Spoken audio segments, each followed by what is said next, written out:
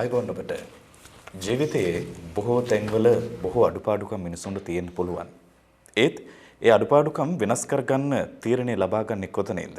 සමහර විට ඒ ඔබ ලබා ගන්නා තීරණය ඔබේ ජීවිතයේ සාර්ථකත්වය වෙනුවෙන් ඔබ ලබා ගන්නා තීරණයක් වන්නත් පුළුවන්. එහෙම නැත්නම් ඔබේ ජීවිතයේ අසාර්ථකත්වයට පාර කපන තීරණය ඒ වන්නටත් පුළුවන්කමක් තිබෙනවා. සේයා හැම තැනකදීම ඔබ සමගින් රැඳිලා ඔබත් එක්ක ඔබේ ජීවිතය යහපත් කරන්නට පාර කියලා දෙන්න සූදානම්. අඳුරේ විමසුම සොයා යන සේයා එක්ක අද අපි ඔබට එකතු වෙන්න ආරාධනාවක් කරනවා. ගිය සතියේදී අපි කතා කළ කාරණාවට අද දිනියත් එකතු කරගන්න අපි බලාපොරොත්තු වෙනවා. අපි ගිය සතියේදී කතා කළේ ශ්‍රී ලංකාවෙන් විදේශගත වෙලා ඉන්න ශ්‍රමිකයන් පිළිබඳව. මේ අය ඇයි විදේශගත වෙන්නේ? මොකකටද විදේශගත වෙලා තියෙන්නේ? මේ ගැන අපි කතා කළා. ඒ වගේම රැකිය අවස්ථා කොහොමද උන්ට බිහි වෙලා තියෙන්නේ? ඒ රැකිය අවස්ථා තුළ ගැටුම් ඇති වෙලා තියෙනවද? ගැටලු තියෙනවද? මේ කියන කාරණාවට අපිට ගිය සතියේදී සෑහෙන කාලයක් වෙන් කරන්න සිද්ධ වුණා. මොකද බොහෝ දෙනෙකු අපට දුරකථන තුමකින් සම්බන්ධ වුණා ඔවුන්ගේ තිබෙන ගැටලු ඉදිරිපත් කරන්න. අදත් එලෙසින්ම අපි වැඩි ඉඩ කඩක් ඔබේ ගැටලු වලට ලබා දෙන්න බලාපොරොත්තු වෙනවා. මව්බිමෙන් කිලෝමීටර් දසදහස් ගණනක් දුර ගිහිල්ලා ඉන්න ඔබට අපි පිළිසරණක් වෙන්නට සූදානම් කොළඹ ටෙලිවිෂන් විදිහට. ඒ වෙනුවෙන් අදත් අපි ආරාධනාවක් කළා සේයා අපේ සාකච්ඡා මණ්ඩපයට ඔබට හුරු පුරුදු තිදෙනාට. ගිය සතියේදී අපේ සාකච්ඡාව ඉතුරු ටික අපි ඉදිරියට කරගෙන යන්නයි බලාපොරොත්තු වෙන්නේ. ඒ වෙනුවෙන් අපි ආරාධනා කළා ගිය සතියේ අපි සමගින් එකතු වුණු ශ්‍රී ලංකා විදේශ සේවා නියුක්ත කාර්යාංශයේ නියෝජ්‍ය සම්මානාධිකාරීතුමන්ට මංගල රන්දරී මහත්මයාට. ඒ වගේම අපි ආරාධනාවක් කළා ප්‍රවීණ ජනමාධ්‍යවේදී කුමාරචප්ප බණ්ඩාර මහතා අපිත් එක්ක සම්බන්ධ වෙන්න.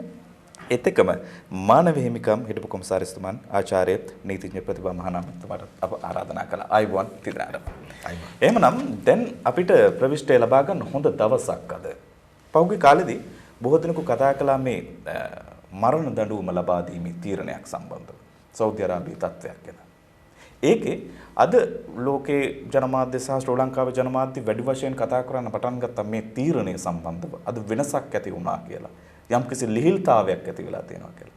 මංගල රන්දිනී මහතා මම ඔබතුමා වෙතටයි හැරෙන්නේ. මොකක්ද ඇත්තටම මේ සිද්ධ වෙලා තියෙන්නේ? අපි පෞගී සතියේ ඊටාම නිවැරදිව කිව්ව පරිදිම ඊටාම යහපත් බලාපොරොත්තු අපිට තිබුණා.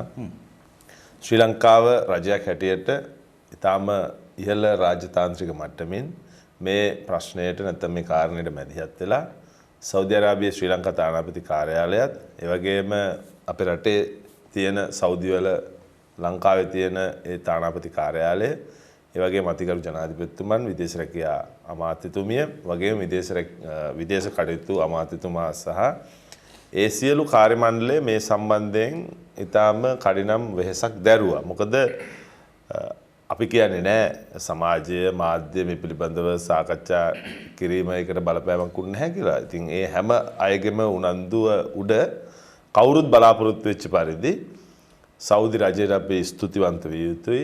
අංක 1ට ඒ රටේ නීතියට අනුව තමයි ඒ රටේ තියෙන නීතියට අනුව යම්කිසි කෙනෙක් වැරදක් කරපුවාම මේ වැරදට දඬුවමක් ලැබෙනවා. නමුත් අපි තාම ඉහළින් අගය කරන්න ඕන රජයේ විසින් අධිකරු ජනාධිපතිතුමා විසින් ඉදිරිපත් කරපු ඒ අභියාචනයේ ඉල්ලීම ඒ පිළි අරගෙන ඒ රජයේ විසින් මේ දඬුවම ලිහිල් කරන්නට තීරණය කරපු බව නිල වශයෙන් ශ්‍රී ලංකාව වෙත ඊයේ හවස තමයි මේක දැනුම් දීලා තියෙන්නේ. අද දවසේ ඒක විදේශ කටයුතු අමාත්‍යාංශය විසින් ප්‍රකාශයටපත් කළා. සෞදි අරාබි රාජ්‍යයේ තියෙන ශ්‍රී ලංකා තානාපති කාර්යාලය රියාද් වල තානාපතිතුමා මේ සම්බන්ධයෙන් වෙහෙසුණා. එම අදාළ අධිකාරීන් වෙත ගොස් රාජතාන්ත්‍රික මට්ටමේ මේ ඉල්ලීම් බාර දීලා ඒ කටයුතු කළා. ඒ සම්බන්ධයෙන් අපි බලාපොරොත්තු වෙච්ච විදිහටම ඉතින් යහපත් ප්‍රතිඵලයක් ලැබුණා. ඒකෙන් අපි ඉතින් ඒක අපිට හැබැයි අපි මේකේ පාඩමක් තියෙනවා. බරපතල පාඩමක් තියෙනවා ඉගෙන ගන්න ඕන ශ්‍රී ලාංකිකයෝ හැටියට. මොකද මේ හරහාම ජනතාව කියව ගන්න දේ නැත්නම් ඉගෙන ගන්න දේ මොකක්ද කියන එකනේ අපිට වැදගත් වෙන්නේ. දැන් මේක බොහොම සානුකම්පිත ආකාරයට මැදිහත් වෙච්ච කාරණයක්. ඉතින් ඒ ලිහිල් කිරීම ලැබුණා. නැවතත් සෞදි අරාබි රජයට අපි ස්තුතිවන්ත වෙන්න ඕන. ලිහිල් කිරීමක් කියන එකෙන් අදහස් කරන්නේ මොන වගේ කාරණාවක්ද? යම්කිසි කාල සීමාවකට යටත්ව ලිහිල් කිරීමක් අවුරුදු 3ක සිරදඬුවමක් බවට තමයි පත් වෙලා තියෙන්නේ. අවුරුදු 3ක සිරදනුවමක් බවට පත් වෙලා තියෙනවා. ඉතින් ඒක ඉතා ඉහළ ලිහිල් කිරීමක්. ගල්ගසා මරන්නට තීරණය වෙච්ච කෙනෙක්ට අවුරුදු 3ක සිරදනුවමක් කියන්නේ මොනතරම් වාසනාවක්ද? ඒ අවුරුදු 3 කාලය තුලත් යම් විදිහකට විවිධ අවස්ථා ලැබෙනවා. නිදහස් කිරීම සිද්ධ වෙනවා, සමාව දීම සිද්ධ වෙනවා. ගොඩක් දේවල් දැන් වාර්ෂිකව අපේ ශ්‍රී ලාංකිකයෝ සෞදි අරාබිය ගත්තොත් මම මේ සංඛ්‍යාලේඛන පිළිබඳව සාකච්ඡා කරන්න කැමතියි. දැනට අපිට ඉන්නේ 370කට ආසන්න ශ්‍රී ලාංකිකයෝ පිරිසක් තමයි මේ විවිධ වරදවල් වලට සිරදඬුවම් ලබන්නේ. ඒකේ බරපතලම වැරද්ද නැත්තම් වැඩි පිරිසක් සිරදඬුවම් ලබන්නේ ඇයි කියලා ඔබට කිව්වොත් හේතුව මද්ද්‍රව්‍ය වැරදි. ප්‍රධාන කාරණේ මද්ද්‍රව්‍ය වැරදි තියෙනවා. ඊට පස්සේ තමයි තියෙන්නේ ඔය සොරකම් කිරීම සහ අනාචාරයේ හැසිරීම ආදී දේවල් තාම අඩුවෙන් තියෙන්නේ. ඒවා බොහොම අල්ප වශයෙන් කලාතුරකින් මිනිමැරුමකට සම්බන්ධ වීම වගේ දේවල් ඊටාම කලාතුරකින් තියෙනවා. මද්ද්‍රව්‍ය සහ අර අභිචාර සම්බන්ධ කාරණා. බ්ලැක් මැජික් අභිචාර සම්බන්ධ කාරණා. ඉතින් මේවා ගැන ප්‍රවේශම්ම ජීවත් වෙන්න කියන එක අපි පැහැදිලිව හොඳින්ම පැහැදිලි කරලා දීලා තමයි යවන්නේ. ඉතින් මේ කසපහරට ලක්වීම සිරදඬුවම් ලැබීම කියන කාරණාවලට අපි ශ්‍රී ලාංකිකයෝ ලක්ෂ 5මාරක් සෞදි අරාබියේ ඉන්නකොට ඒකෙන් 200කට විවිධ වැරදි නිසා ඔප්පු වෙච්ච වැරදි මේවා වෙනුවෙන් පෙනී සිටලා තියෙනවා, අභියාචනාවලට ගිහිල්ලා තියෙනවා, රජයේ මුදල් වියදම් කරලා තියෙනවා, නීති සහාය ලබාගෙන තියෙනවා. නමුත් වැරදි කරුවන් හැටියට නීතියට අනුව ඔප්පුනාට පස්සේ අපිට ඒ දඬුවම පිළිගන්න වෙනවා. ඉතින් එහෙම දඬුවම ලබන අය ඉන්නවා. අපි ඒ අයගේ සුබ සාධන කරනවා. අනිවාර්යයෙන්ම මාස 3කට සැරයක් සෑම සිර කඳවුරක්ම අපේ තානාපති කාර්යාලයේ කම්කරුවන්සේ විසින් තානාපති කාර්යාලයේ කන්සියුලන්සියත් සමග එක්ව යනවා බලන්න. හරි. අපි ඉතින්ලා ඒ අයගේ ගෙවල් වලට කතා කරන්න දුරකථනය දෙනවා. ගෙවල් වලට කතා කරන්න දුරකථන වලට ඒගොල්ලන්ට වියදම් යනවා නම් ඒවට මුදල් දෙනවා. ඒගොල්ලන්ට අවශ්‍ය කරන සනීප ආරක්ෂක උපකරණ සියල්ල පරිත්‍යාග කරලා එනවා. එතකොට ඒ අවශ්‍යතාව තියෙන විවිධ සුබ සාධන අවශ්‍යතා සියල්ල අපි කාර්යාංශ වියදමින් මේවට ගිහිල්ලා කළා දෙනවා. දැන් මම මේ කියන්නේ මේ අපි ක්‍රමවේද මේ කරන දේවල්. මොකද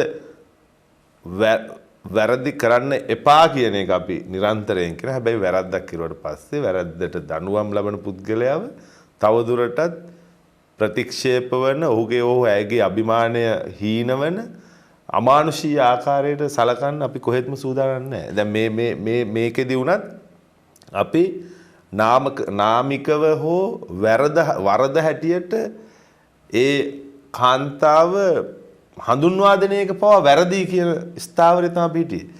වැරද්ද මොකද්ද කියලාවත් මේ සමාජයට කියන්න එපා කියන එක අපේ ස්ථාවරය. මොකද ඕනම පුද්ගලයෙක්ගේ අභිමානය අපි ආරක්ෂා කරන්න ඕන. අපි ජීවත් වෙන මිනිසුන්ගේ පමණක් නෙමෙයි අපි මේ සිංහල බෞද්ධ සංස්කෘතිය අනුව අපේ තියෙන සාර ධර්ම අනුව අපි මරණයටපත් කෙනාගේ අභිමානය පවා ආරක්ෂා කරන ජාතියක්. පැහැදිලිවම දැන් අපි ඔබතුමන් සමගින් ඉදිරියටත් මේ කාරණා සම්බන්ධව කතා කරන්න සූදානම්. චබ මහත්තයා දැන් ඔබතුමා ශ්‍රී ලංකාවේ දේශපාලන ප්‍රවණතාවයන් සහ දේශපාලනයේ මැදිහත් වීම, ජනමාධ්‍ය මැදිහත් වීම, ජනමාධ්‍ය වේදිකයෙකුගේ කෝණේ ඉඳලා හැම අවස්ථාවකම දකින්න කෙනෙක්. අපි මේ සිද්ධි සම්බන්ධයෙන් සහ විදේශගත වන ශ්‍රමිකයින්ට සිදුවන කරදර සම්බන්ධයෙන් එහෙම නැත්නම් රැකියාවක් වෙනුවෙන් විදේශගත වන පිරිසට සිදුවන කරදර සම්බන්ධව අපි අවධානය යොමු කරද්දී මේ ශරීරයට ඇන ගහලා එවුවා මෙවැනි ප්‍රශ්න අපිට නිතර දෙවේලේ අහන්න ලැබෙන කාරණා වෙනවා. මේ දැන් දින කිහිපයක් ඇතුළතත් අපි එවැනි සිද්ධියක් අහන්න අවස්ථාවක් ලැබුණා. මෙතන තියෙන වැරද්ද බවට පත්වන්නේ ශ්‍රී ලංකාවෙන් එතරට යන කෙනාගේ වැරද්දක්ද?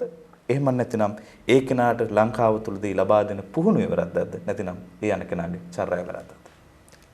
ධනංජය අපි ගිය සතිත් මේ ගැන කතා කරුවා.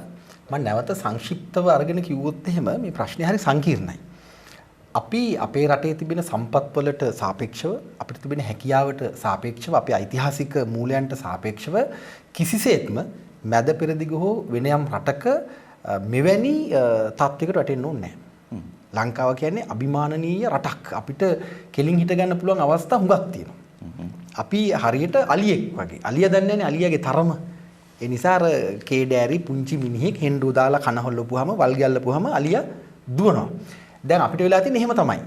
ඒ කියන්නේ මේ අපි සියලුම තත්වයන්ට දන නමමින් ලෝකේ වටේ අතපාමින් හිඟා කමින් අනුන්ගෙන් උපදෙස් ලබා ගනිමින් අර මගේ ජනප්‍රිය වචනයක් තිබෙනවා ඒක මම විද්‍යාත්මකව පාවිච්චි කරන්නේ වෙන වචනයක් නැති. ඉතින් අපි ඉන්නේ මඤ්ඤම් වෙලා. පාලකයෝ වැඩ කරන්නේ මඤ්ඤම් වෙලා. මඤ්ඤම් කියන්නේ මේ ඒක මම නැවත කියන්න ඕනේ දනංජි අර ඒ කියන්නේ පිස්සු නෙවෙයි දැන් ෆ්‍රොයිඩ් කියන හැටියට මේ අපිටත් යම් මානසික තත්ත්වයක් තියෙන්න පුළුවන් පිස්සු වගේ එකක්. අපි හැමෝටම ඕෆ් වෙන ගතියක් තියෙනවනේ. අර මෙහෙම ස්ටෙඩි කොන්ක්‍රීට් ආකෘතියක් නෙවෙයි හිත කියන්නේ.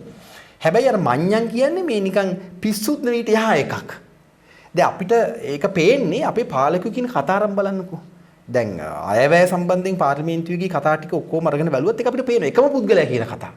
දැන් මේ ඉන්න ප්‍රකට කතිකයන්ගේ කතා පුළුවන් නම් අභියෝගයක් හැටියට නිකන් අවුරුදු 5ක් එකතු කරලා පෙන්වන්න කියන කාට හරි. පෙන්වන්න බෑ. ඒ කියන්නේ බැලුවාම ඇත්තටම හිතන මේ මිනිහා පිස්සෙද්ද කියලා.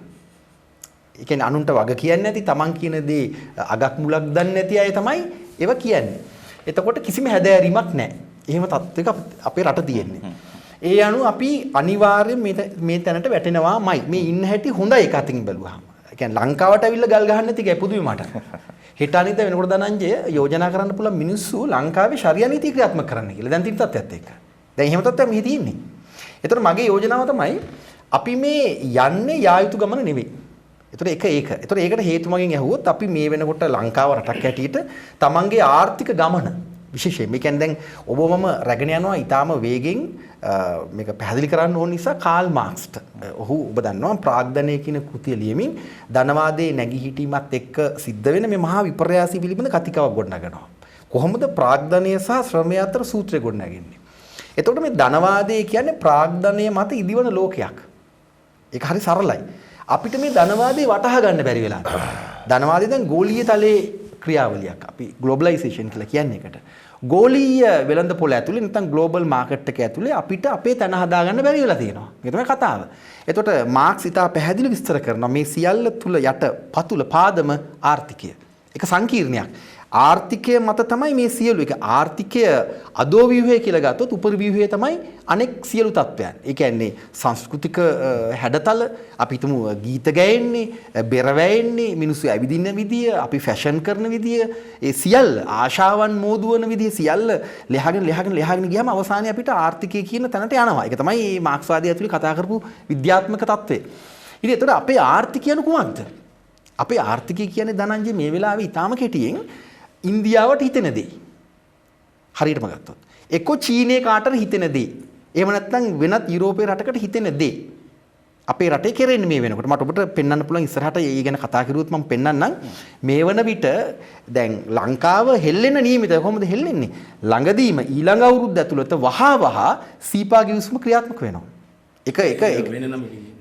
එක ඉතාලම පැහැදිලි පොඩට පෙන්වන්න පුළුවන් මේ ලංකාවේ මේක හැංගුවාට ඉන්දියාවේ පුවත්පත්වල ජනමාධ්‍යවල මේවා තියෙනවා. ඒ රනිල් වික්‍රමසිංහ අග්‍රාමාත්‍යවරයා ගිහලා කියපුවා මෝඩි මොනවද කියමින් ඉන්නේ මේ ගැන සියල්ල එහෙ තියෙනවා. මෙහෙ තමයි අපි දන්නේ නැත්නම් අපේ මිනිස්සු ඉතින් ඉංග්‍රීසි කියවන්නේ නැති නිසා මේ අන්තර්ජාලය එහෙම හදාරන්නෙත් නැති නිසා මිනිස්සු මොකුත් දන්නේ නැහැ කියනවා අහගෙන ඉන්නවා. හින්දු පත්තරේ. ඔව් ඉතා පැහැදිලි මේකට සූදානම් වෙනවා. එතකොට මේ ලංකාව ඉන්දියාවේ අර රැකියා නැති හිඟන්නන්ට රැකියා දෙන්න හදන්නේ. දැන් මෝඩි බොහොම සතුටින් ඉන්නේ. එහෙ තියෙන ප්‍රශ්න විසඳ ගන්න පුළුවන් මේ අපේ රටේ. මගේ එක්තරා පුද්ගලෙක් අද ඇහුවා මේ නම් මං කියන්නේ මේ channel එකට හොඳ නැති නිසා වෙන වචන ගොඩාක් පාවිච්චි කළා. මගෙන් ඇහුවා ටිකක් ප්‍රකට චරිතයක්. මේ කියන එක හරි නැද්ද කියලාත් මම වෙලාවක හිතනවා. ඒ කියන්නේ දැන් කුකුල් ව්‍යාපාර ඇතුලේ තියෙන අපද්‍රව්‍ය ඒ වෙන වචනකින් මට ඒක කිව්වේ ග්‍රාම්‍ය වචනකින් මගෙන් අහනවා යා ලංකාවට ඒව ගෙන්නන්න වගේ අවස්ථාවක් මෙහි තියෙනවද කියලා. අපිට එහෙම අවශ්‍යතාවක් තියෙනවද ලංකාවේ? ඒ කියන්නේ හිතාගන්න මේ මොකද්ද වෙන්න යන්නේ කියලා. ඒ කියන්නේ පිටරටවල තියෙන කුණුත් මෙහෙට ගෙන්න හදන්නේ දැන්. අපද්‍රව්‍ය වගේවත් මෙහි කන්ටේනර්ස් පිටින් ගෙනේ මොනවාට හරි. ඒ කියන්නේ මේ පොල් වතුරට පාවිච්චි කරන්න පුළුවන් වගේ කියලා. දැන් මේ වෙනකොට ලංකාවේ පිටරටවල රීසයිකල් කරන භාණ්ඩ ගොඩක් මෙහෙට ගෙනලා ගොඩ ගන්නවා. එතකොට අපේ රට තව පැත්තකින් මම මේ වේගෙන් එතනට එන්න එක පර්යේෂණ භූමියක්. සමහර එන්නත් දේ මෙහෙ තමයි පරිශන කරන්නේ. ඒක යුද්ධ කාලෙත් වුණා. ඉතින් කෙටි ලංකාවට ආර්ථික ගමනක් නැහැ ධනංජය. ආර්ථික ගමන නැති නිසා අපි ලෝකෙ ගිහින් හිඟා කනවා. මේක තමයි ඇත්ත කතාව. එතකොට දැන් ඔබ අහපු ප්‍රශ්නෙට කෙටියෙන් ආවොත් එහෙම පිටරට යන මිනිස්සුන්ගේත් වැරද්දක් තියෙනවා යවන අපිත් වැරද්දක් තියෙනවා. දැන් අපිට ආර්ථික දේහයක් නැහැනේ. අපි මොකද්ද කරන්න කියන්නේ? සැලස්මක් නැතුව. සැලස්මක් නැහැ. අවුරුදු 18ක තරුණයෙකුට මොකද්ද කරන්න පුළුවන්? දැන් අපි දෙන පණිවිඩය තමයි ලංකාවේ මේ වන විට ඉගෙන ගත්තත් එකයි නැතත් එකයි. ඊසි කෑෂ් වල ක්‍රමයක් හොයාගනින්න. ඒක තමයි දැන් කියන්නේ. ඒතර මේ අනුව මේ විදේශගත රැකියා ලැබමින් දුක් විඳින තත්ත්වෙ එන්න වැඩි වෙනවා. ගල් ගහලා නෙවෙයි වෙන ක්‍රම වලට හරි මැරෙන්න වෙන සිද්ධ වෙන තත්ත්වයන් වර්ධනය වෙනවා.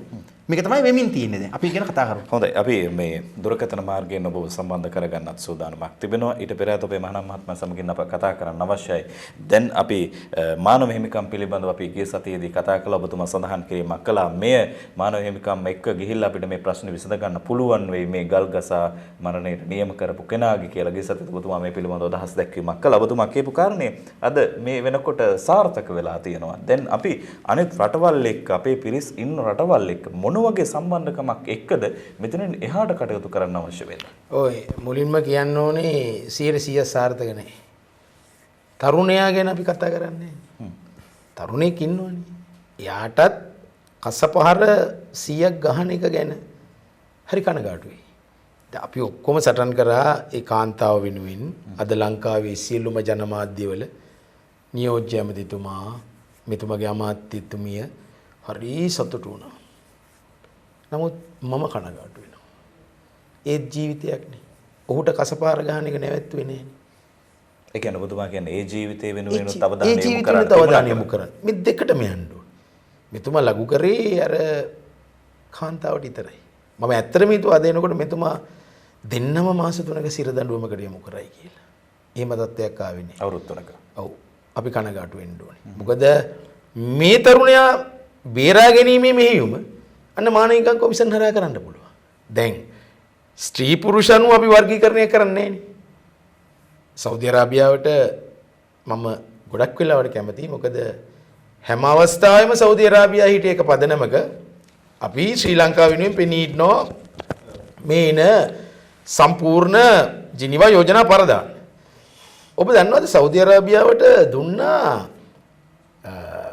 ආරක්ෂක කවුන්සිලේ ඔබ්සර්වේෂන් සමාජිකත්වය අපිට එපා ඕවා අපිට වැඩක් නෑ මෙතන නිෂේධ බලය තියෙන ඊතරය ඒ අතින් මම ගරු කරනවා ගොඩක් සෞදි අරාබියට සහ මම ගොඩක් හම්බෙලා තියෙන සෞදි අරාබියාවේ මානවිකම් කොමිසමේ සභාපති බොහොම හොඳයි මම දන්නේ මෙතුමන්ලත් එක්කම සම්බන්ධයක් තියෙනවද කියලා. ඉතින් මම යෝජනා කරන විදේශ සේවා නියුක්ති කාර්යාංශයට හෙටපටන් මේ සෞදි අරාබියාවේ මානවිකම් කොමිසමේ සභාපතිතුමත් එක්ක කතා කරලා අපිට පුළුවන් නම් යම්කිසි ආකාරයකට මේ තරුණයා බේරා ගැනීම. ඉතින් අර අපේ මාධ්‍යවල පවා අර සන්තෝෂ වෙනවා දැන් මෙතුමා කියන විදිහටත් ඒකේ එක්තරා අර්ධයක් පමණයි. ඉතුරු අර්ධය බේරන්න. නමුත් මට තව ගැටලු රාශියක් තියෙනවා. හොඳයි. ඔය කියන විදිහට මට විනාඩියක් දෙන්න. සුන්දර නෑ ඔය කියන කතන්දර ඔක්කොම. බාබා ගාවට ගියාට පස්සේ බාබාගෙන් තැවෙන ඒවා ඒවට ඉවස ගන්න බැරිව මිරිකිල 327ක් නේ. විශාල ප්‍රමාණයක් ඉන්න. මොකද ඒගොල්ලෝ කාම්‍ය දීගෙන හරි ඉන්නේ රටට සල්ලි ගේන්න. ඒක අපි පිළිගන්න ඕනේ. මොකද මව ළමයි ජීවත් කරවන්නයි මේ රෙද්ද උස්සගෙන හරි ඉන්නේ කියලා. කරන්න වෙනවා ඒගොල්ලන්ට. ඉතින් ඒවා මම මේ ඇත්ත කතා කරන්නේ මේ බොරු නම් ඕලස්ලයින් වලට අහන්න පුළුවන්. ඒ වගේ තත්ත්වයක් එතන තියෙනවා. ඉතින් ඔච්චර ඔය කියන තරම් සුන්දර තත්ත්වයක් නැහැ. ඒවා තුල ඉන්න බැරි වෙනකොට තමයි ඇනගිල්ල එවන්නේ. ඒවා තුල ඉන්න බැරි වෙනකොට එයාට බැලුම් හෙලනවා. මොකද ඔබ දන්නවනේ ඒගොල්ලන්ගේ නීතිය අනුව කාන්තාවන් 4 දෙනෙක් උනත් තියාගන්න පුළුවන් කියන එක. ඒ කියන්නේ ඒගොල්ලන්ගේ නීතිය අනුව තියෙන. ඉතින් ඒ භාර්යාවට ප්‍රශ්නයක් නැහැ. අනිත් ඔය ගල්ගසා මරන්නේ කසපහර ගහන්නේ ඔක්කොම විදේශිකයන්.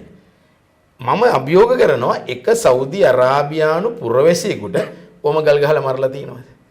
ඕම දඩු ගදේ ගහලා තියෙනවද? ඕම වද වේදනා නැහැ. තියෙනවා. අඩුයි. සාපේක්ෂව බොහොම අඩුයි. නමුත් බහුතරයක් අපේ අය තමයි යොමු වෙන්නේ. සෞදි රජ කෙනෙක්ගේ මේ මෑත ඉතිහාසයේ පුතෙක්ට මරණය දුන්නා. ඉත කලාතුරකින්. මේ ඇඩල්ටරි ප්‍රශ්න 327 නැහැ. නෑ 327 නෙමෙයි සෞදි ජාතික වැරදිකරු ඕන තරම් ඒ රටේ හිරගවල වල ඉන්නවා. ලංකාවේ අයත් ඉන්නවා, පාකිස්තානයේ අයත් ඉන්නවා, බංග්ලාදේශයේ විදේශිකයෝ විදේශිකයෝත් ඉන්නවා.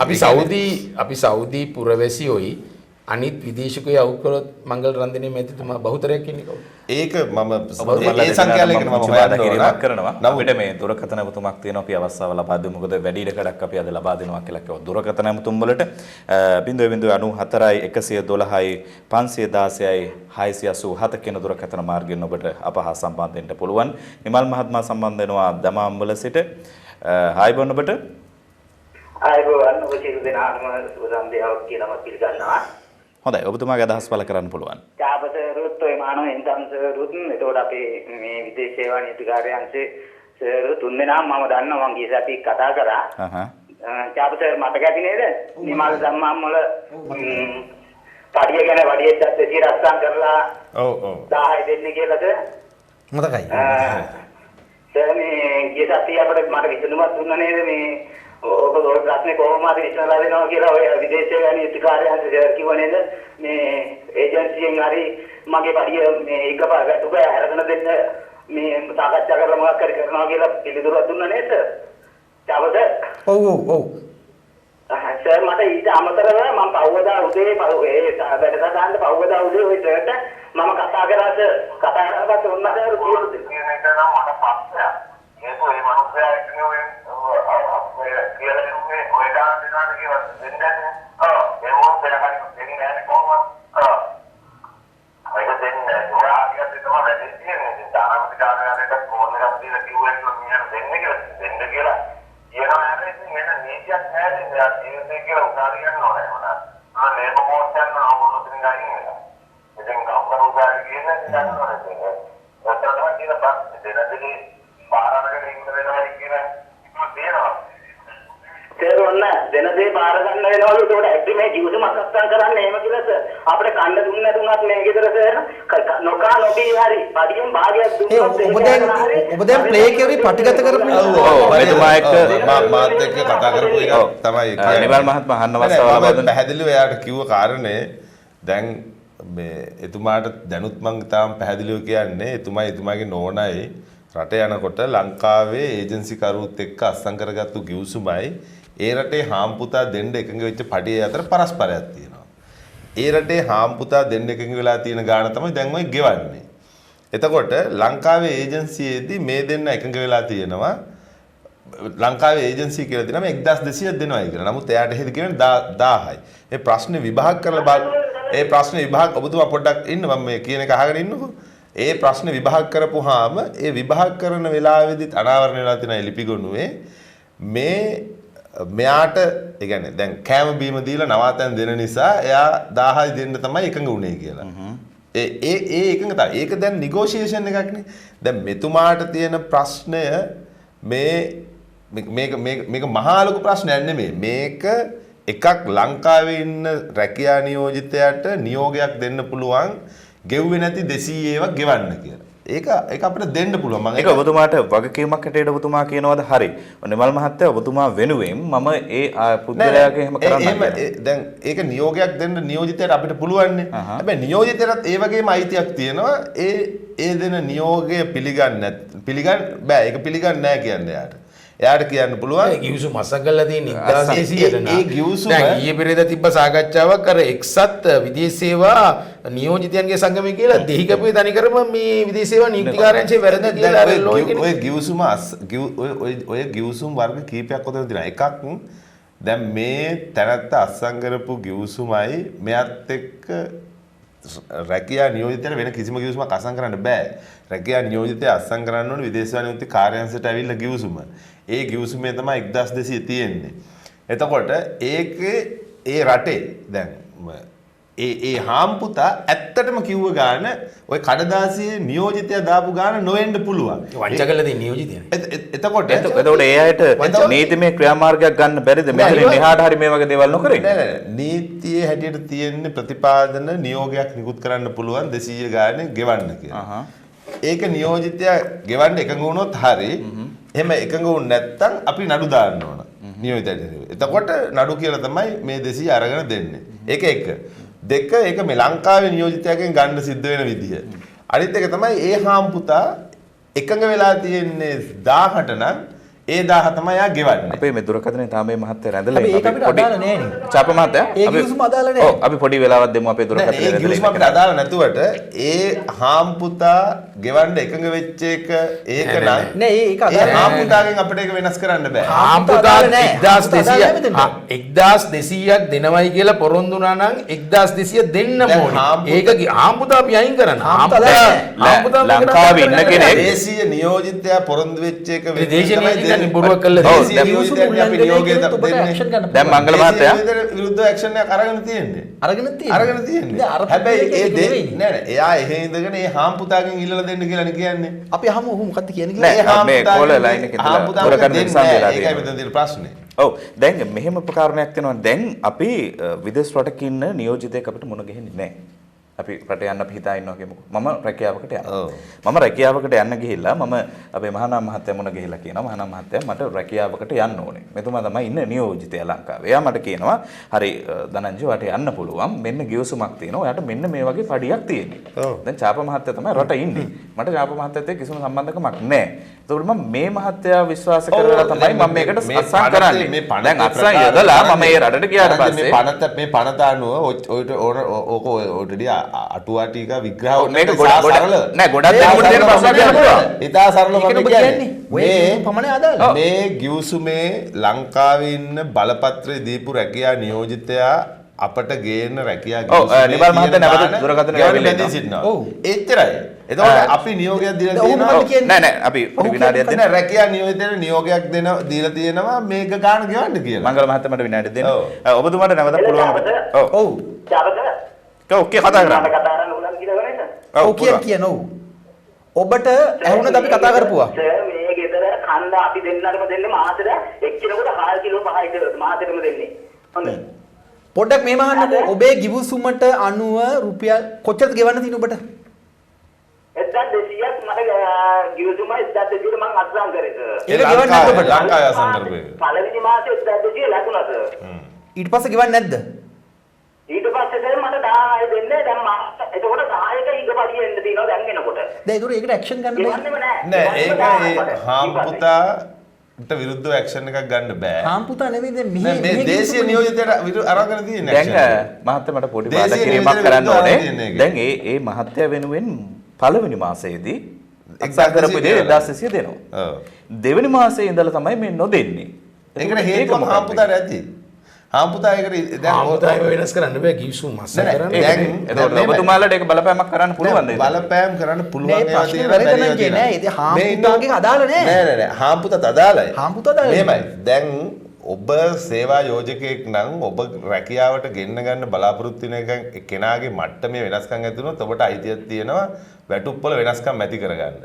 ඒ කියන්නේ තමුන් බලාපොරොත්තු වෙච්ච මට්ටමට සේවය කරන්නේ නැත්නම් ඒ හාම්පුතා වැටුප් අඩු කරන මේ ලෝකේ කොහෙත් ඒක සාමාන්‍ය දෙයක්. ඇග්‍රීමන්ට් එකක් උන්නේ නැහැ. ඇග්‍රීමන්ට් කොච්චර තියෙනවද? ඇග්‍රීමන්ට් තිබුණාට තමුන්ට ඕන කරන මට්ටමට සේවය කරන්නේ නැත්නම් එයා වැටුප් ගෙවන එකේ සීමාවල් එයාට දාන්න පුළුවන්. ඒක පැත්ත නම් අනික ඒක සේවය කරන්නේ මම කියන්නේ දැන් නෑ මම කියන්නේ මේ නෝනයි මහත්තයයි දෙන්නම ඉන්නේ ඔය හාම්පුතාගේ නිවසේනේ. ඔය හාම්පුතාගේ නිවසේ ඉන්නේ. එතකොට ඔය නෝනටයි මහත්තයටයි ඒ හාම්පුතත් එක්ක කතා කරලා විසඳ ගන්න බැරි ප්‍රශ්නයක් නේ අපිට මේ කියන්නේ. ඔය ඒ නෝනයි මහත්තයටයි විසඳ ගන්න පුළුවන් වෙන්න ඕන තමුන්ගේ හාම්පුතා එක්ක කතා කරලා. ඒතර එයාත් කියන්න ඕන අපිට එහෙමනම් කෙලින්ම මේ හාම්පුතා මට 1200 ගාණ කිව්වා දැන් 200ක් ගෙවන්න නැත්තේ ඇයි? එතකොට තානාපති කාර්යාලයට ඔය හාම්පුතාව කැඳවලා දමාම් වල ඉන්න එක්කෙනාව කැඳවන්න බෑ. එයා එන්නේ නැහැ කොහොමද? දමාම් වලට අපි යනවා සතියකට සැරයක් මොබයිල් සර්විස් එකට. මේ මොබයිල් සර්විස් එකට මේගොල්ලන්ට ඕන නම් එන්න පුළුවන්. ඇවිල්ලා පැමිණිලි ඉදිරිපත් කරන්න පුළුවන්. එතකොට මේ හාම්පුතාට කතා කරන්නත් පුළුවන්. දැන් ප්‍රශ්න විසඳ ගන්න තියෙන නීතිමය ප්‍රතිපාදනනේ අපිට අවශ්‍ය කරන්නේ සාකච්ඡා කරලා විසඳෙන්නේ නැහනේ. හාම්පුතා අස්සම් කරපු ගිවිසුමක් ඔය හාම්පුතා ලංකාවේ ශ්‍රමිකයව ගේන්න ඒ රටේ එක්කෝ නියෝජිතයෙක් ළඟට යන්න ඕන එක්කෝ ඍජුවේ තානාපති කාර්යාලයට එන්න ඕන. ඍජුවේ තානාපති කාර්යාලයට ආවනම් ඒ ආපු වෙලාවේ තානාපති කාර්යාලය අහන ඔබ ගෙවන වැටුප මොකද්ද? ඔබ දෙන අනිකුත් පහසුකම් මොනවද? දැන් ලිඛිතව එකඟ වෙච්ච ලේඛනයක් තියෙනවා ස්වාධීනව ආපු කෙනෙක් නම්. ඒ ලේඛනය මත කම්කරු උසාවිය යන්න පුළුවන්. ගිහිල්ලා එතන නඩුවක් අරගෙන මොයකුත් තියෙනවා. ඒක තව කාරණයක්. එතකොට මේ ශ්‍රමිකයෝ දෙදෙනා ඉදිරිපත් වෙන්න ඕන ඒකට. ඒ දෙන්න එන්න ඕන. ඒ දෙන්න ඇවිල්ලා ඒ දෙන්න ඉදිරිපත් වෙන්න ඕන. ඒ දෙන්නට පුළුවන් දමාම් වල තියෙන මොබයිල් සර්විස් එකට ඇවිල්ලා ඒකට ඉදිරිපත් වෙන්න. ඒතර ඊට සම්බන්ධ ක්‍රියාමාර්ග ගන්න පුළුවන්. ලංකාවේ ඇතුළේ තියෙන ප්‍රශ්නේ තමයි මේ දේශීය නියෝජිතයා අපි ළඟ ඇවිල්ලා කියලා තියෙන 1200 ගානේ ගෙවනවායි කියලා. ඒතර අපේ පැමිණිල්ලක් තියෙනවා පැමිණිල්ල විභාග වෙනවා. මම බැලුවා. ඒ පැමිණිල්ලදී හාම්පුතත් මේ දේශීය නියෝජිතයාත් උත්තර දීලා තියෙනවා එයා මේක හාම්පුතාගෙන් අරගෙන දෙන්න උත්සාහ කරනවා කියලා. නිසා එයාට කාලයක් මේකට ඉල්ලලා දෙනවා. එතකොට ඒක කාලයක් දීලා දෙනවා. එයාට ඒක කරන්න බැරි වුණොත් එයාට නියෝගයක් නිකුත් කරනවා. ඔයා මේ 200 ගානේ ගෙවන්න ඕන කියලා. ඒක තමයි මේකේ විසඳුම. ඒක තමයි විසඳුම. දැන් ඒ ක්‍රියාවලිය තියෙන එක. ඒ ක්‍රියාවලිය තියෙන්නේ. හරි. දැන් ඒ ක්‍රියාවලිය තියෙන්නේ. ඒක දුරකථනය දැන් අපිට විසන්දි වෙලා තියෙන්නේ. දැන් ඒ ක්‍රියාවලියක් විදිහට යනවා නම් අපි බලමු අපි මේ වැඩසටහන මෙතකින් අපි නිමා කරන්නේ නැහැ නේද? අපි මේක ඉවර වෙන්නේ නැහැ. අපි මෙතනින් ඉස්සරහට අපිට ගන්නවා යනවා. ලක්ෂ සංඛ්‍යාත එකකින් එකක් විතරයි. එකක් විතරයි. ඒ වගේ විශාල ප්‍රමාණයක් තියෙනවා. ලෙබනන් වල මම දන්නවා ගිහිල්ලා අතෑරියට පස්සේ ඒ කියන රැකියාවට නෙමෙයි යවන්නේ. ඒකට එවැනි ගැටලු තියෙනවා. ඒ කියන මූලික වශයෙන් වැටුප දෙන්නේ. අන්න දැන් අර බස්සිමියන්ගේ සංගමය වගේ ලංකාවෙත් ගහලා තිනවා මේ ප්‍රතිපත්ති සාකච්ඡාවක තිබ්බා එක්සන් විදේශ නියුක්තියන්ගේ සංගමය කියලා. ඒක පතුරු ගහනවා විදේශ සේවා නියුක්ති කාර්යාංශය වැරදි කියලා. ඒකත් ඒගොල්ලෝ වැරදි එහෙම කියන එක. මොකද ඒගොල්ලන්ට ලොකු වගකීමක් තියෙනවා. දැන් මේම සංගමයක් තියෙන එකත් ඇත්තටම හොඳයි විදේශ සේවා නියුක්ති කාර්යාංශය. මොකද ඒගොල්ලොත් එක්ක බලන්න පුළුවන් කොහොමද මේවා අරන් දෙන්නේ කියන එක සංගමයක් හැටියට ඉන්නකොට. නමුත් ඇත්ත වශයෙන්ම අර චාපා කියනවා වගේ දැන් අපි මම නීතිඥයෙක් හැටියට මම දකින දේ තමයි අපි එකඟ වෙලා 1200ට අස්සම් කළා ඊට පස්සේ මගේ පැත්තෙන් අඩුපාඩු වෙනවා නම් එකපාරට 2000 අඩු කරන්න බෑ 200 අඩු කරන්න බෑ මට දැනුම් දෙන්න මගේ අඩුපාඩු මොනවද අනිවාර්යෙන්ම මම මගේ දුර්වලතා මොනවද ඒවා මේ මම ඇහුවා මේ පුද්ගලයාගෙන් මම ටෙලිෆෝන් එකෙන් මගෙත් එක්ක එදා කතා කරන මම ඇහුවා වගේ හාම්පුතාට මම දවල්ට ඕනනම් කතා කරන්නම් අරයි භාෂාවේ මට එයාව අරගෙන දෙන්න මම අහන්න කියලා. ඒතර එයා කිව්වලු මේ ඕගලන්ට කණ්ඩ දෙන්නේ මම එතකොට නවාතන් දීලා තියෙන්නේ මම මේවත් දීලා මම 1200 ගෙවන්නේ කියලා ඒ හාම්පුතා කියනවලු. ඒතරද හාම්පුතා කියනවනේ දැන් ඒක ඒ දෙන්නගේ සාකච්ඡාව නැද්ද කැම දෙනවයි කියලා. අපි දැන් ඔය ප්‍රශ්නේ අපිට දැන් ඔබතුමා කියන විසඳුමකට යන්න පුළුවන් කියලානේ. මහා මහත්තයා අපි විසඳුමකට යන්න පුළුවන්. යන්න පියවරක් තියාගමු. තියාගෙන අපි තත්පරයක් මේ ක්‍රමවේද වැරදි මං කියන්නේ මේ ක්‍රමවේද වැරදියා. මම එතනින් නවත්තන්න මම ඔව් ඒක තමයි. යන්නේ ඒක කියන්නේ වැරදි කියන්නේ that's right. ලංකාවේ ඒජන්ට් ඔබ හරියට ගැහුවා. දැන් ඔබට ගිවිසුම අත්සන් කරන්න මැදිහත් වෙන ඒජන්ට් මේ ඉන්නේ උදාහරණයක්. ඔව්. එච්චරයි කතාව තියෙන්නේ. දැන් මේ ඒජන්ට් වග කියන්නේ නැත්නම් මේ ගිවිසුමේ වැඩක් නැහැ. ඒජන්ට් ගිහලා ඒ කාගෙන් හරි අවසර ගන්නවද නැද්ද කියන මෙතන අදාළ නොවේ. ඒජන්ට් කාලයක් ඉල්ලලා තියෙනවා. රැකියා නියෝජිතයෙක් සාමාන්‍යයෙන් මාසයක් දෙකක් අපි දෙනවා ඒගොල්ලන්ට. පැමිණිල්ලෙන් පස්සේ. මට ඔබ කියන්නේ මේ මාසයක් දෙකක් කියලා එහෙම ප්‍රතිපාදනයක් කොහෙවත්. නෑ තියෙනවා. මේක විකාරයක්. වනද අපරාධයක්. අපිට මේ අපිට අපිට මේ තවත් දුරකථන හතරක් තියෙනවා. ඔබතුමා මේ වෙන්නේ ඒජන්ට්ලා බේරගන්න එක. ඒජන්ට් බේරන්න ඕන මම කියන්නේ මම ඒකට කතා කරන්නේ. ඔව් අපිට මේ දුරකථන හැමතුමක් තියෙනවා. මොකද ඒජන්ට් බේරන්න ඕනේ මේකයි. ඔය ඒජන්ට් මෙයාව විතරක් නෙමෙයි රස්සාවට යවලා තියෙන්නේ. ඒක අදාළ නෑ. අදාළයි. ඒ දන්නවද? ඔය ඒජන්ට්ගේ බෙල්ල මිරිකුවොත් එහෙම තව ඔය ඒජන්ට් යවුව ගොඩක් අය ඉන්නවා. මොකද අපිට රැකියා ඒජන්ට් එක්කෙනෙක්ගේ බෙල්ල මිරිකුවට ඉඩ දෙනවද? රැකියා නියෝජිතයත් වංචාවකට අහු වෙලා තියෙන්න පුළුවන්. හරි මංගල මහත්තයා ඒක තේරුම් ගන්න. සරලයි මට ඔයා මාක්ස්වාදී දෘෂ්ටි කෝණයෙන් බලනවා නම් මට විනාඩියක් දෙන්න. කරුණාකරලා මට විනාඩියක් දෙන්න. පොඩක් සමා වෙන්න. ඒජන්ට්ස් නම පුවත්පත් සාකච්ඡා දීලා බයිනවා විදේශ සමා වෙන්න අපේ දුරකථන අපිට සම්බන්ධ කරගමු. මෙතන වැරද්දක් තියෙනවානේ. ඔව් සමා දැන් වෙන්න. මම මේකේ තියෙන පාර්ශවයන් දෙපැත්තම කතා කරමු. මට ඕන නම් මෙතන මහා ලොකු තත්වයක් ගන්න රැකියා නියෝජිතයව හෙට තහනම් කරන්න පුළුවන් බ්ලැක් ලිස්ට් කරන්න පුළුවන්. ඒ හෙට ගිහිල්ලා එක නෝට් එකෙන් එයාව බ්ලැක් ලිස්ට් කරලා දාන්න පුළුවන් මට. ඒතර මට එහෙම කියලා කාගෙත් අනිත් අයට පණිවිඩයක් වෙයි. කාගෙත් හොඳ ප්‍රජානේ හරි ෂෝක් කියලා කියනවා. නමුත් ඒක නෙමේ ව්‍යාපාරික ප්‍රජාවත් මහජනතාවත් අතර සමබරතාවය පවත්වාගෙන යමින් මේ ව්‍යාපාරයත් ආරක්ෂා කරන මහජනතාවගේ ප්‍රශ්න විසඳන්න. හරි. එහෙම නැතුව මේක කෝණයකට පැනලා ලකුණු ගන්න අවශ්‍ය නැහැ. ඔබතුමා කිව්වනේ ඔබතුමා දැන් ඒක සමමාද්ද සමා වෙන්න. ඒකට අපිට කාලයක් තියෙනවා. සමා වෙන්න ඔබතුමා කිව්වා මේක පියවරෙන් පියවර ඉදිරියට කරගෙන යන ක්‍රියාපටිපාටියක් තියෙනවා කියලා. අපි ඒක ගැන කතා කරමු ඉදිරියට. අපිට දුරකථන ඇමතුමක් තියෙනවා. තවත් දුරකථන ඇමතුමක් අපි සම්බන්ධ කරගන්න සූදානම්. බන්දුල මහත්මයා තමයි අපි ඒක සම්බන්ධ වෙන්නේ. කොහේදලද දන්නේ නේද අපිත් ඒක සම්බන්ධ. කටාරවල ඉඳලා මේ ඉලගේ යනවා කියලා කට්ටිය බලන්න ඒකට උදව් කරනවා කියලා මාසෙට කී ගණනක් කියලාද මාසෙට ඉරගෙදරද? මාස 3කට සැරයක් යනවා. මාස 3කට සැරයක් යනවා. මාස 3කට සැරයක් යනවා. ඔය ඉරගෙදරද මාසෙට යන්නේ? සෑම රටකම තානාපති කාර්යාලයේ කම්කරු අංශයට උපදෙස් ලබා දීලා තියෙන මාස 3කට සැරයක් යන්න කියලා. දැන් මහත්ය කියන විදිහට ආම්පුතා රියල් 100ක් දුන්නත් අපි බාර ගන්නවද මහත්ය? නෑ හාම්පුතා රියල් 100ක් දුන්නොත් මෙන්න ඔයගොල්ලෝ බාර ගන්න එක ගැන නෙමෙයි මම කියන්නේ. ඒක අනිත්තා මහත්ය ඉදිරිපත් කරන්න මොකක්ද කියන එක හරි පැහැදිලිව මහත්ය කියන විදිහට අපි රියල් 100ක් දුන්නත් බාර ගන්නවා අපි පදිය නේද? දැන් ඒක දෙවිලා අපසන් කළා ඉතින් රියල් 100ක් දුන්නත් අපි පස්සේ නැතුව 100ක් කියන ගෙදර එන්නෝ. නෑ ඒක කතන්දරයක්ද තියෙන්නේ නැත්නම් මේ අපේ සාහනයක් ලැබෙන විදිහට මහත්ය කතා කරන්නේ. මාකට ඊගමන මහත්ය මෙහෙමයි ඔයාගේ දැන් ඔයාගේ මෙහෙමයි ඔබතුමාගේ ප්‍රශ්නේ දැන් එකම දේ මේ දහසරයක් විතර රිපීට් කරන්න අවශ්‍ය නැහැ. ඔය එකතරක් කිව්වම මට ඇහෙනවා. දැන් අහන්නේ තමුන්ට එහෙන් මෙහෙන් එකඟ වෙච්ච වැටුප එහෙන් ගෙවුවේ නැත්තම් ඒක බාර අරගෙන නිකන් එන්න ඕනද කියලානේ. එimhe නිකන් එන්න කියලා කවුරුත් කියලා නැහැ. තමුන්ට එකඟ වෙච්ච වැටුප ගෙවන්න නැත්තම් ඒකට පැමිණිල්ලක් දාන්න ඕන. ඒ පැමිණිල්ල පවුලේ සමාජිකයෙකුට දාන්නත් පුළුවන්. ඔබට තානාපති කාර්යාලයට ඉදිරිපත් කරන්නත් පුළුවන්. ඊට පස්සේ තානාපති කාර්යාලයේ කම්කරු අංශයේ නිලධාරීන් අදාළ හාම්පුතා සමග සාකච්ඡා කරලා මේ ප්‍රශ්නේ විසඳනවා. දැන් මම කියන්නේ කටාරවල සාමාන්‍යයෙන් ගත්තොත් ප්‍රශ්න 600ක් විතර තමයි තියෙන්නේ. ඒ ප්‍රශ්න 600 තියෙන සියලුම දේවල් තියෙන්නේ කිව්ව වැටුප ගෙවන්නේ නැහැ කියන එක. 43 තියෙනවා 44 එකේ පැහැදිලිවම තියෙනවා. ඔබට දෙන්න පුළුවන් කියන මේක තියෙනවා. ඕනේ පැමිණිල්ලක් සුගේ බලධාරය බ්ලා බ්ලා ඔප්පු කරනු ලැබෙන නියමයක් කළොත් ඒ තැනත්තාට ලැබිය යුතු නොගෙවන ලද වේතන නිවාඩු දින වෙනුවෙන් ගෙවීම. මේ ඔක්කොම ගෙවන්න ඕනේ කියලා. ගෙවන්න පුළුවන් මේ ගෙවන්න පුළුවන්. කිසිම ප්‍රශ්නයක් මම කිව්වේ ඕකට අනුව අපි අවුරුද්දට දේශීය නියෝජිතයෙක්ගේ මිලියන 16ක් අරන් දීලා තියෙන ගිය අවුරුද්දේ නොගෙවපු වැටුප් ලංකාවේ ඉන්න ඒ පවුල් වලට. ඒක අපිට ලේසි එකක්. අපිට අමාරු නෑ. හැබැයි මේක පොත අතේ තිබුණා කියලා ආපු ගමන් බෙල්ල විරිකන්න ලෑස්ති නෑ රැකියා නියෝජිතයෙක්. මේ ප්‍රශ්නේ විසඳන්න සාධාරණ කාලයක් අරගෙන සාකච්ඡා කරන ඕන වෙලාවක මේක කරන්න පුළුවන් අපිට. අපි තේරුමක් ගන්න එකම දෙයක් කතා කරන්නේ. කාලයක් පැහැදිලි මට ධනංජි වෙලාවක් දෙන්න පොඩි. කාලය ගැන පස්සේ ඊ වැඩසටහනෙන් පස්සේ මට පුද්ගලිකව කතා කර හුඟක් අය. එක වැදගත් දුරකථන ඇමතුමක් මට ආවා කුවේට් වලින්. ඒ පුද්ගලයාගේ නම මම හෙළිදරව් කරන්නේ නැහැ. මොකද මේ කියන තත්ත්වයන් එක්ක මේ මිනිස්සු හෙළිදරව් කරුවොත් ඒ මිනිස්සුගේ ජීවිතත් නැති වෙයි. ඒ කියන්නේ කිසිම ආරක්ෂාවක් මිනිස්සු ලැබෙන බවක් මට පේන්නේ නැහැ මේ ලංකාවේ රාජ්‍යතාන්ත්‍රික තත්ත්වයන්ගේ.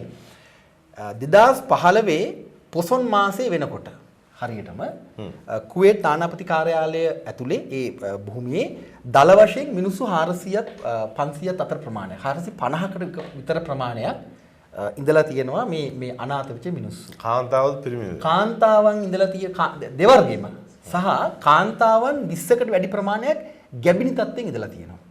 ඔවුන් ඇත්තටම හංගගෙනලු ඉන්නේ. එතකොට සමහර අයට දරුවෝ හම්බ වෙච්ච ඇත්ත ඉන්නවා. සම්පූර්ණ බොරු ඒක. මේ සම්පූර්ණ ඇත්තක්. මම මේක වගකීමෙන් කියන්නේ කවුරු හරි පුළුවන් නම් කුවේට් වල ඉන්න කෙනෙක් කතා කරන්න මේකට. කතා කරන්න කියන්නේ මේ 2015 මම මේක කියන්නේ වගකීමෙන් මේ දැසින් සාක්ෂියක් අරගෙන හිටියේ නෑ. අපි අඩුම තරම 20කට ආසන්න ගානක් කියලා කියමු. හරි කවුරු හරි කුවේට් වල ඉන්න අපිට කතා කරන්න මම මේ මට ලැබිච්ච තොරතුරු මම මේ කියන්නේ. 2014 අවුරුද්දෙම 2015 මම සංඛ්‍යාලයකට කියන්නම්. ගැප් ගත්තු කාන්තාවන් ලංකාවට ආවේ තානාපති කාර්යාල හරහා සහ තානාපති කාර්යාලයේ නොවන මාර්ග හරහා 67 දෙනයි. 67 දෙනා. විතරක් නෙවෙයි කතා කරපු මුළු අවුරුද්දම. අපිට මේ ඉතාලියේ පට්ටපල් බොරු. ඉතාලියෙන් දොරක මම කියන්නේ මේකයි. මේ ඔය රටේ ඔක්කොම කියන්නේ බොරුද? නෑ මේගොල්ලෝ කියනවා ඒගොල්ලන්ගේ ප්‍රශ්නේ. හැබැයි ඔය කතා කරලා කියන්නේ වගේ දැන් ඔය කුවේට් තානාපති කාර්යාලයේ හිටපු පිරිමි අය ඉන්නවනේ. මේ පිරිමි අය තානාපති කාර්යාලයට ඇවිල්ලා නවාතැන් දුන්නට පස්සේ අරක්කු බෝතල් ගෙනල්ලා ඒ ඔක්කොම තියෙනවා ඉතින්. ගෙනල්ලා බීලා මංගල මහත්තයා අනිකරම නීති විරෝධී විදිහට හැසිරීලා කතන ඇමතුමක් තියෙනවා. වැරදි චර්යාවක් තිබිච්ච කීප දෙනෙක් එළියට දාපු අය තමයි එළියට ගිහිල්ලා අපිට ඉතාලියේ දුරකථන ඇමතුමක් තියෙනවා. කතා කරන්නේ තානාපති කාර්යාලයේ ඛණ්ඩ දුන්නා කියලා. සමාවෙන් තානාපති කාර්යාලයේ ඛණ්ඩ දුන්නා. සමාවෙන් ඔබතුමා අපිට දුරකථන ඇමතුමක් තියෙනවා ඉතාලියෙන්. ඔබතුමාගේ අදහස් පළ කරන්න. පීරිස් මහත්තයා. හලෝ. ඔබතුමාගේ අදහස් ඉදිරිපත් කරන්න පුළුවන්. හලෝ. ඔව් අපිට පැහැදිලිව ඔබතුමා එහෙනවා අදහස් ඉදිරිපත් කරන්න. බොහොම ස්තුතියි කලම්බ මේ ටෙලිවිෂන් ආයතනයේට. හැබැයි මේක ලස්සනට කරගෙන යනවා හොඳයි. මට කන්තරු මේ රතු ෂර්ට් එක අරගෙන ඇමතුමා කවුද? මොකද්ද?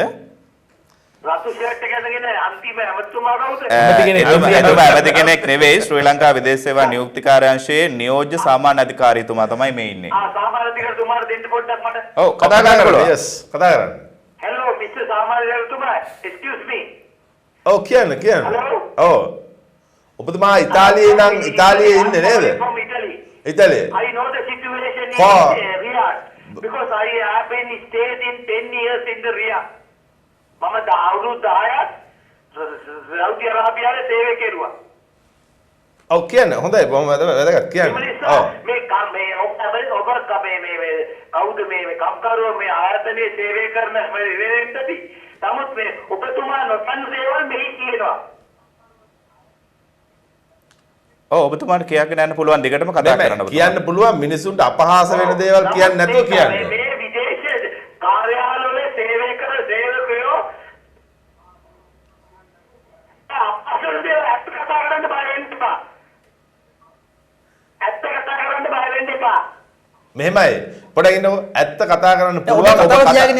ඔබ කතා කරන අදාළ කෙනා මේ ස්ථානයේ ඉන්නවා නම් එයාට උත්තරයක් දෙන්න පුළුවන් නම් ඔබ යම් කිසි අදහසක් කතා කරන අවස්ථාවේදී තනි අදහස් ඉදිරිපත් කරලා මම කියන්නේ මහ ජනතාව ගැන හරි කවුරු මම වැරද්දක් කළා නෑ. මට පේන දේවල් මම කතා කරන්න හදන්නේ. හරි කියන්නකෝ. 27ක් තිස්සේ ඔව් අපි එතුමාට කියන්න අවස්ථාව දෙමු. ඒක තමයි කියන්නේ ප්‍රශ්න නැහැ කියන්නේ. අවුරුදු 27ක් තිස්සේ මම පිටරටවල සේවය කරලා තියෙනවා. නමුත් ලංකාවේ රජයෙන් මේ ආයතනයෙන් කරන්නේ බොරුව. දැන් අන්න ඒක දැන් පොඩ්ඩක් ඉන්න දැන් ඔබතුමා ඉඩ දෙන්න බෑනේ. මම කියන්නේ නෙමෙයි ඉඩ දෙන්න පුළුවන්. දැන් බොරුව දැන් මට කියන්නේ එක බොරුවක් කියන්නේ ඔබ කතා කරන්නේ අපි කාර්යාලේ කරන එක බොරුවක් කියන්නේ නෑ ඒකටම අපි මේ කතාවේ අන්තිමට ඔබතුමාට අවස්ථාව දෙන්න. බොරුවක් කියන්නේ ඔබතුමාට අවස්ථාව දෙනවා මොකද්ද? නෑ ඔය බොරු කතානේ පොඩ්ඩක් අපි කතා කරමු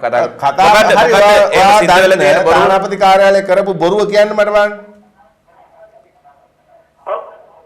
තානාපති කාර්යාලය කරව බොරුව කියන්න. කතා කරන්න ඉඩ දෙන්නේ නැත්තේ. නෑ කතා කරනවා නෙමෙයිනේ. සේවය අන්තේ කරන්නේ බොරුව. දැන් කියන්න බොරුව එක බොරුවක් කියන්න. දෙන්නකො පොඩ්ඩක් හරි. මේ වල තියෙන එම්බසල්ලා ඔක්කොම කරන්නේ බොරුව. දැන් මෙව්වා මේ තනි දැන් මෙහෙම කතා කරන්න දෙන්න බෑ. මම කියන්නේ ඔබතුමා කරුණා කරලා මම බොහෝම මේ ආදරෙන් කියන්නේ තානාපතිවරේ කරපු එක බොරුවක් කියන්න. එහෙම කියන්නේ නැතුව තානාපතිවරු බොරු කරනවා. මේ තමුන්ට හිතෙන ඒවා කියන්න බෑ. මේ මයික් එක තිබුණා මාධ්‍ය මේක විවෘත කරුවයි කියලා. එහෙම සෙල්ලම් කරන්න බෑ මෙතන. එහෙනම් ඉතින් තමුන්ගේ channel එකක් දාගෙන කියාගන්න.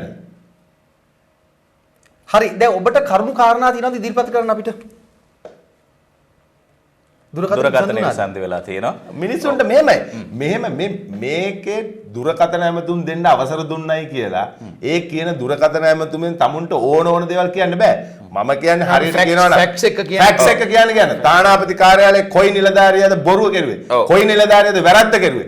කොයි නිලධාරියද ගහලා පැන්නුවේ? කොයි නිලධාරියද කණ්ඩ දුන්නේ නැත්තේ? කොයි නිලධාරියද වතුර දුන්නේ නැත්තේ? අන්න එහෙම කතා කරන්නේ. පැහැදිලිව කතා කරන්න ඕනේ. තානාපති කාර්යාලයේ තුඩ ඇවිල්ලා අරක්කු බීලා එළියට එළෙව්වට පස්සේ එළියට ගෙනියන්නේ නැතුවේද? නමුත් එහෙම කතා කරන අවස්ථාව තියෙනවා හරියට කියන්න ඕනේ. අපි ඉල්ලීමක් කරමු.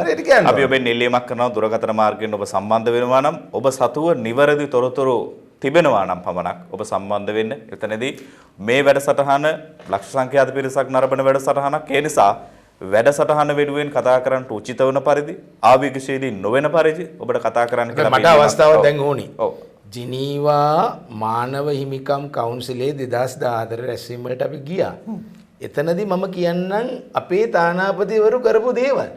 මානව හිමිකම් තියා කිසි දෙයක් දන්නේ රට වෙනුවෙන් කතා කරා. හරි? ඇවිනවා ආවට කිසි දෙයක් දන්නේ නැහැ. එනෑ shopping යනවා. ඩයස්පෝරාව ඊට මේකට අදාළ නැහැ. නමුත් මගේ අදාළයි. මට කිය දෙයක් ඕනේ. ඩයස්පෝරාව දිගට හරහාට පොඩි පොකට් මීටින් දිනවා චාපා. අපේ තානාපති කාර්යාලයේ හිස්. අද අපිට ගිහිල්ලා තමයි ඒව කතා කරන්න ඕනේ. ඒව අවස්ථා තියෙන ඉතින් මම අර කතා කරලා ඒක හරි. මම දන්නේ හින්දා මට පොඩි දෙයක් කියන්න මාධ්‍යකරුවෙක් හැටියට දැන් ඇත්තටම මේ මංගලකේ ප්‍රවේශය වැරදි. හේතුව තමයි දැන් එහා පැත්තේ ඉන්න අය අසරණයිනේ. අපි මැදිරියක සුව පහසුවක ඉඳගෙන මේ කියන්නේ. දැන් අපි හිතනවාද මේ ගෙදරක වැඩ කරන කෙනෙකුට එහෙම කෙලින් කතා කරන්න විවෘතව කරුණු ඉදිරිපත් කරන්න හයියක් තියනවා කියලා. අපි මවා ගන්න ඕනේ ඉන්න තැන.